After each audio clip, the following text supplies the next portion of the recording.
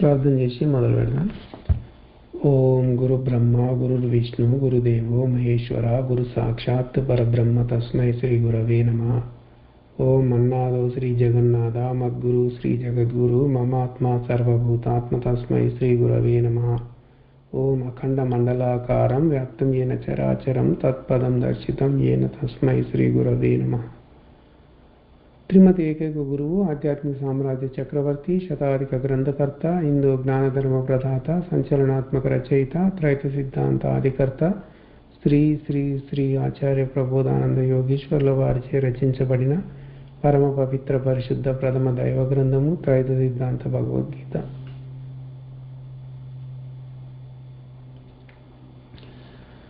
మనము కర్మయోగం అనే అధ్యాయం చెప్పుకుంటా ఉన్నాము. పోయిన వారము 3వ శ్లోకం వరకు చెప్పుకున్నాము. 3వ శ్లోకంలో భగవంతుడు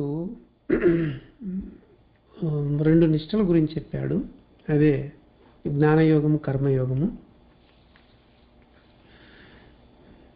జ్ఞానయోగము, కర్మయోగము ఈ రెండిటి ద్వారానే మోక్షం పొందవచ్చు అని తెలియజేశాడు. ఈ జ్ఞానయోగానికి సంబంధించి దాన్ని బ్రహ్మయోగం అని మనం చెప్పుకున్నాము. అది సాంఖ్యాన్ని తెలిసిన వాళ్ళు జ్ఞానయోగము లేదా బ్రహ్మయోగాన్ని, కార్యవివరం తెలిసిన వాళ్ళు కర్మయోగాన్ని ఆచరిస్తారు అని భగవంతుడు మనకి తెలియజేశాడు. అలాగే కర్మయోగము అంటే తర్వాత జ్ఞానయోగము అంటే వివరం కూడా మనము చెప్పుకున్నాము. కర్మయోగంలో ఆగామి కర్మ రాకుండా చేసుకోవడము, జ్ఞానయోగంలో సంచిత కర్మలు లేకుండా చేసుకోవడము అనే 2 పద్ధతులు ఉన్నాయి. ఈ 2 పద్ధతుల ద్వారానే మనం కర్మను కాల్చుకోవచ్చు అని చెప్పుకున్నాము. ఈరోజు 4వ శ్లోకం చెప్పుకున్నాం.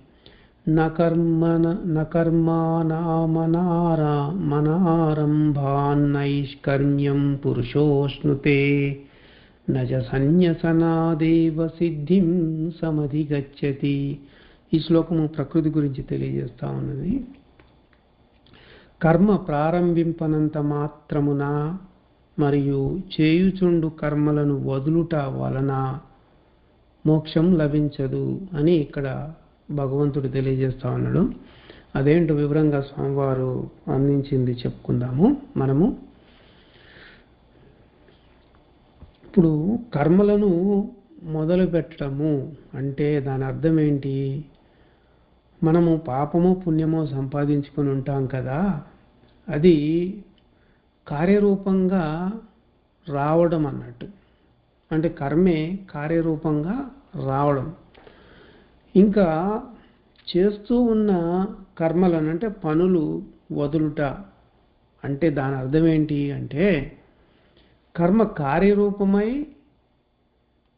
మనుషుల ఎడల జరుగుతూ ఉన్నప్పుడు వదలడము అని అర్థం. ఒకటేమో 2 అవుతాయి, 2 కార్యరూపమైనవే. కానీ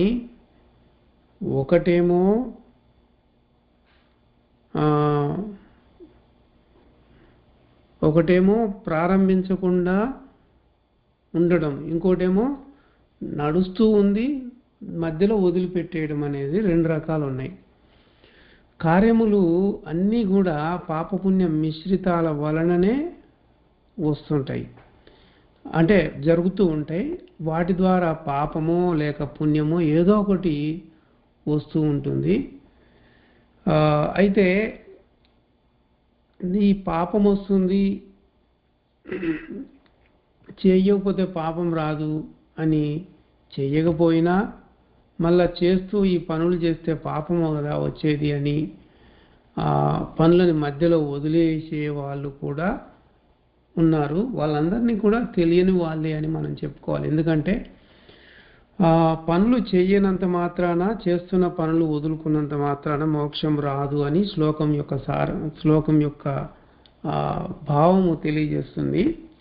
మనం ఇంకొంచెం దీనిలో ఉదాహరణ చెప్పుకుంటే, కొందరు ఏమనుకుంటారంటే పెళ్లి చేసుకుంటే కర్మలు వచ్చి పడతాయి అని పెళ్లి చేసుకోవద్దు అని ఉండిపోతారు.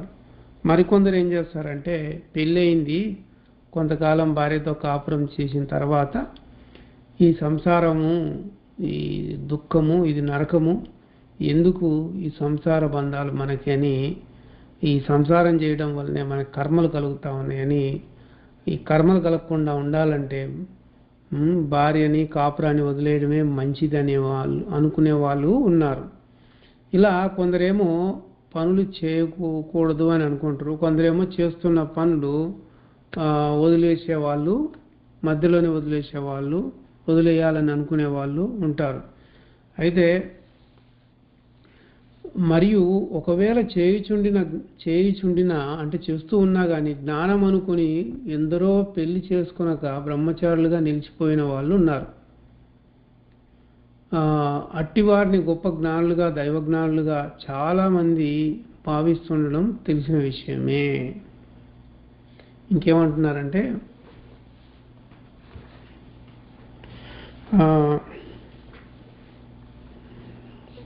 ఏం చేస్తున్నారంటే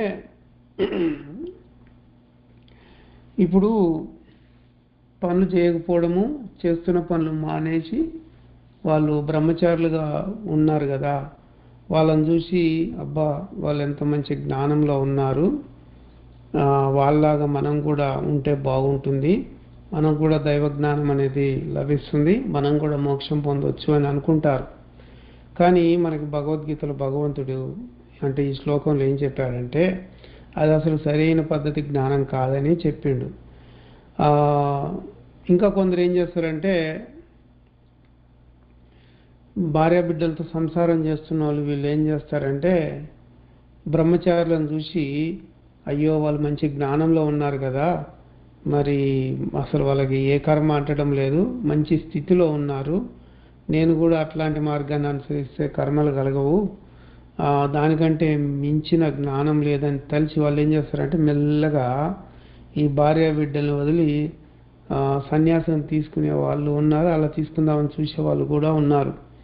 అయితే దేవుడు ఏం చెప్పిండంటే అలాంటి పని చేయడం వలన కూడా సిద్ధి లభించదు అని అన్నాడు. అంటే అది సరైన పద్ధతి కాదనే తెలుస్తుంది కదా. కాబట్టి ఒక పెండ్లే కాదు, ఏ కార్యమైనా కానీ కర్మ వస్తుందని చేయకపోవడమైనా, చేస్తూ ఉన్నది వదులుకోవడమైనా పద్ధతి కాదు అనేది జ్ఞాన సూత్రం ఇక్కడ మనం తెలుసుకోవాలి. అది ఈ శ్లోకం యొక్క సారాంశము. ఈ శ్లోకంలో ముఖ్యంగా మనకు తెలియజేసింది ఏంటంటే కర్మ వస్తుంది అని చెయ్యకుండా ఉండడం కానీ, కర్మలు రావద్దు అని చేస్తూ ఉన్న పనులను వదులుకోవడం కానీ ఇది జ్ఞానం అనిపించుకోదు, దానివల్ల మోక్షము రాదు. అందుకే కర్మ మొదలు పెట్టనంత మాత్రాన మరియు చేస్తూ ఉన్న కర్మల్ని వదులుట వలన మోక్షమే లభించదు అని ఇక్కడ భగవంతుడు ఖరాఖండిగా చెప్పాడని మనం అర్థం చేసుకోవాలి. ఈ రోజుకి ఇక్కడ ఆపేద్దాము, మంగళం పాడి ముగిద్దాము. వచ్చే వారము 5వ శ్లోకం నుంచి చెప్పుకుందాం. ఓం మంగళం మీకు మద్గురు చంద్రమా, మంగళం మీకు మై ప్రకాశ, మంగళం చేసి మరి మరి మృక్యద అఖిల జీవసంగ ఆత్మలింగ. అందరికీ ప్రబోధార్థం. నమస్కారం.